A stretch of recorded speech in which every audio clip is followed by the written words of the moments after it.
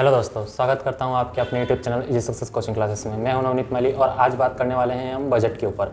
और जी हाँ, बजट आ चुका है। बजट कौन सा? अंतरिम बजट। तो और बजट अभी आया है 1 फरवरी के दिन। और तो बात करते हैं हम अंतरिम बजट के अंदर कि बजट कैसा आया, क्या आया और क्या क्या मुद्दे रहे बजट के ऊपर, और बजट के अंदर क्या क्या निर्णय लिए गए। ठीक है, तो हम बात करते हैं अंतरिम बजट के ऊपर। अंतरिम बजट, तो अभी अंतरिम बजट आया मतलब कि पूर्ण बजट कब आएगा? तो पूर्ण बजट आता है 31 मार्च के दिन। अभी जो बजट आया है वो अंतरिम बजट आया है। तो क्या अंतरिम बजट हर बार आता है? हर बार नहीं आता है। ये केवल जब चुनाव होते हैं उससे पहले ही अंतरिम बजट आता है। उससे 2 महीने पहले अंतरिम बजट पेश करना जरूरी होता है, जो कि 1 फरवरी के दिन हमेशा आता है। पहले जो था ये 28 फरवरी के दिन आता था, पर इसको अब बढ़ा के 1 फरवरी कर दिया है।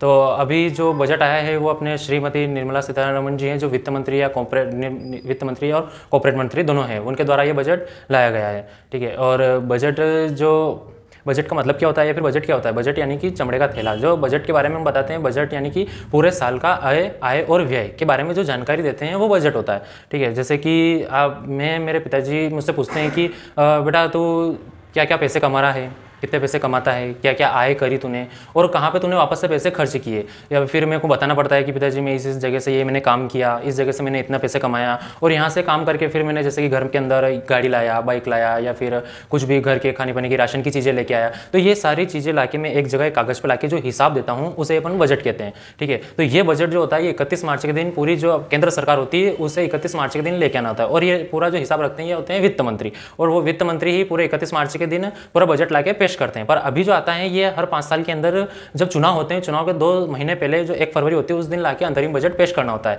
जिसमें क्या होता है कि सरकार ये बताती है कि हम अब चुनाव के अंदर कैसे क्या खर्च करेंगे और कैसे पैसे के बारे में क्या करेंगे। तो वो इस बजट का कोई ज़्यादा महत्व नहीं होता है। क्यों नहीं होता है? क्योंकि ये बजट एक नाम का होता है, जैसे कि बोला जाए चने के झाड़ पे चढ़ाना। क्योंकि इस समय क्या होती है, सरकार जो होती है वो क्या करती है कि बहुत सारा की घोषणाएं करती है कि हम देश के लिए ये करेंगे, ये रोड बनाएंगे, वो करेंगे, ये ऐसा करेंगे, वैसा करेंगे, ऐसी बहुत सारी चीज़ें आके ना बहुत सारी घोषणाएं करती है। पर क्या होता है कि जब चुनाव खत्म हो जाते हैं और जो घोषणा होती है, हो सकता है कि जो सरकार ने घोषणाएं करी वो सरकार वापस नहीं आए। ठीक है, हर बार हो सकता है कि अलग सरकार बन के आए या फिर कोई और सरकार चेंज होती है, तो वो क्या इस मुद्दे को वापस, ये जो घोषणा होती है इनको वापस आगे बढ़ा पाएगी? नहीं। तो वापस क्या होता है कि जब चुनाव होते हैं तब एक पहले जो बजट पेश होता है उसे अंतरिम बजट कहते हैं, और वापस जब चुनाव खत्म हो जाते हैं उसके लिए फिर उनके लिए एक वो अलग से बजट पेश करते हैं। इस समय 2 बजट पेश होते हैं। तो पहले जो अभी जो बजट पेश हुआ उसे अंतरिम बजट कहते हैं। इसमें क्या होता है कि बहुत सारे अभी घोषणाएं हुई है, निर्मला सीतारमण जी आके बताती है कि हम ये चुनाव में खर्च करेंगे, ये पैसा आते हैं, ये करेंगे, इससे चुनाव की जितनी भी खर्चा हुआ ये हुआ, क्योंकि ये सारी चीज़ें हमें केंद्र के और लोग जो जनता होती है, जो सरकार होती है, उसे बताना पड़ती है कि हम क्या क्या खर्चा कर रहे हैं या क्या नहीं कर रहे हैं। इस वजह से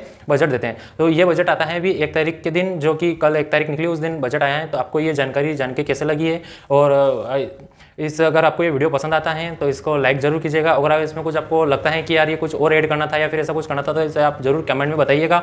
ठीक है, तब तक के लिए जय हिंद, जय भारत। मिलते हैं नेक्स्ट वीडियो में। धन्यवाद।